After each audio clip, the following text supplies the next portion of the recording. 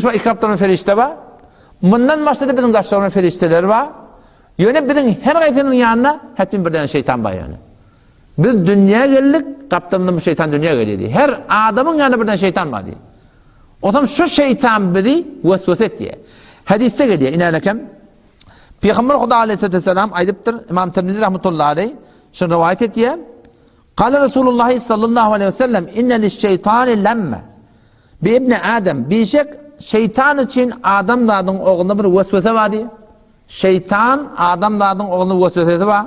Velil meleki lemme. Ferişte de var insanın kaptanına. O taraftan da ferişten tarafından insana adamların oğlunda ne var? Bir ilhamı hayır var.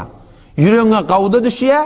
Yüreğine tereke de düşüyor. Yüreğine kavda düşenle şol Rahman'ın Huday'dan bilmeli. Şu ferişte ilham edip Allah'ın emrine.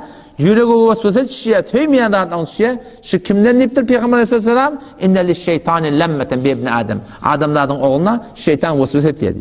O zaman ne emretmesiniz hakkında? فَأَمَّا لَمَّةُ الشَّيْطَانِ Şeytanın vesvesesi ne mi? فَيَعَادٌ بِالشَّرْ وَتَكْذِيبٌ بِالْحَقِّ Yüreğine tereke dağıtları getiriyor. وَتَكْذِيبٌ بِالْحَقِّ Doğru kefeden nahak dedirecek oluyor. Vakti sen şu an anırdan bir yerden çağıranda biz özmedi, terbiyet vermeli. Ağay falan hemen işim var. Sen yüreğinden şundu, şimdiden irade olacak oluyor. O bana hayır karşı değil. Şimdi bir yerden bir bıraktan işim var diye ya. Sen şimdi yüreğine dur. Ama ben bir yerden neftin uğruna şeytanın uğruna o bırak diyecek oluyor abi. Bırak diyse oluyor deyip dursan şu bir yerden karşın sıçpardan var akım. Hot iri ve tekribun bil hak. Hakkı inkar etmekte var ya adam. Şu bir yerden şu ahlak şey. Bir bırak diyenle şu bana hayır karşı. Şu bana hayır karşı şu bana doğruyuna içecek oluyor. Şeytanın ettiğin şey. فَاَمَّا لَمَّةُ الشَّيْطَانِ فَيَعَادٌ بِالشَّرْ Tereke dağıtları vesvese ediyor. وَتَكْذِيبٌ بِالْحَقِّ Doğruyunu inkar ettirmekle kastediyor.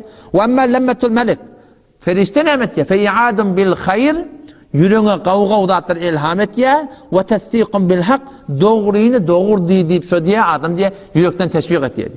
O zaman işte şeytan taraftan bir vesvese geliyor.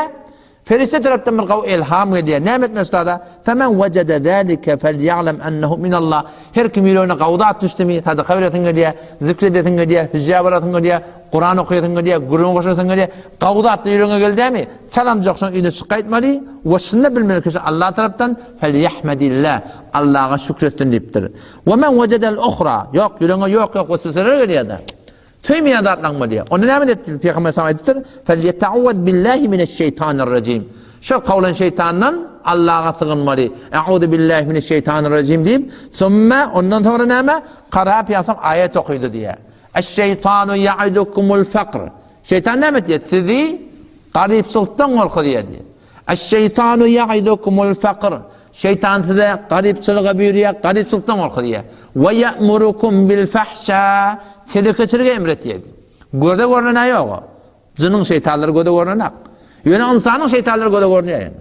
İnsan şeytan hep önkü defteminde geçti. Kim? Her kim ilk okudan Huda ve Peygamber ters. Kur'an'ın tabirine şu şeytan şu. Şu insanlardan mı Çe zillerden mı fark etmiyor.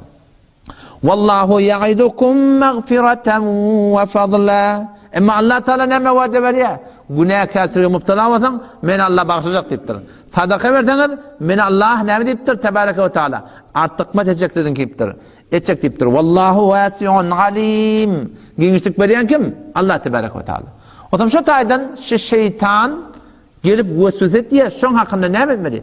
Huday Teala'nın ödünü tığınıp bağlayayım. Allah Teala'dan şunun hakkında ne etmeli? Ödünün kömek etmeli. Göde görünen yok. Yok yerinden gelip bağlayayım. İnsanın vesvese ediyor.